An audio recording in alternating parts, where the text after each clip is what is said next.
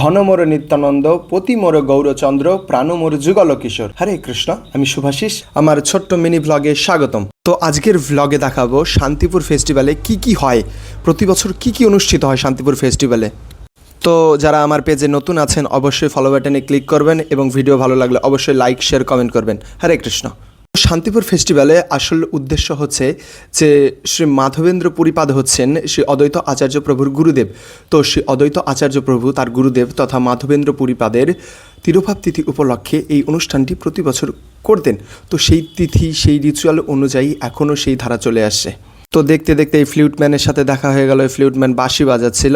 তো সেসব দেখতে দেখতে আমরা শ্রী চৈতন্য মহাপ্রভুকে দর্শন করলাম এবং সেই সঙ্গে আমরা সেখানে দেখলাম কত ভক্তের ভিড় হয়েছে।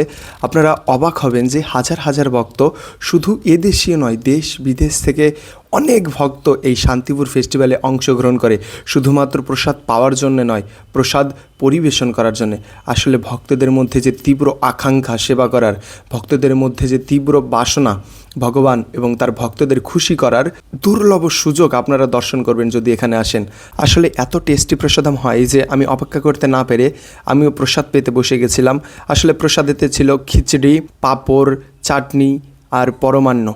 আসলে সবথেকে অবাক বিষয় কি জানেন তো, এখানে যারা প্রসাদ পরিবেশন করছিলেন তারা বলছিলেন আপনারা কেউ কৃষ্ণ প্রেম নেবেন।